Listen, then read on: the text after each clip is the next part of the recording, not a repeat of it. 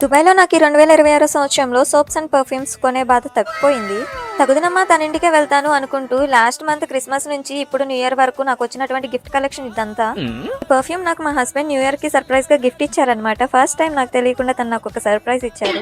ఈ little gifts అన్నీ కూడా చాలా క్యూట్‌గా ఎంత బ్యూటిఫుల్‌గా ఉన్నాయో చాలా హ్యాపీగా అనిపించింది వీటిలన్నిటిని చూస్తుంటే. ఈ గిఫ్ట్స్ అన్నీ చూసిన తర్వాత నాకొక విషయం మాత్రం క్లియర్‌గా అర్థమైంది. నా చుట్టుపక్కల ఉన్నటువంటి వాళ్ళ మైండ్ సెట్స్ అన్నీ కూడా నా విషయంలో ఒకే విధంగా పనిచేస్తున్నాయి అనేసి. ఎందుకు ఇలా అంటున్నాను అంటే నాకు వచ్చినటువంటి గిఫ్ట్స్ అన్నిటిలో సగానికి పైగా వచ్చింది మొత్తం షవర్ జెల్స్ అండ్ పర్ఫ్యూమ్సే.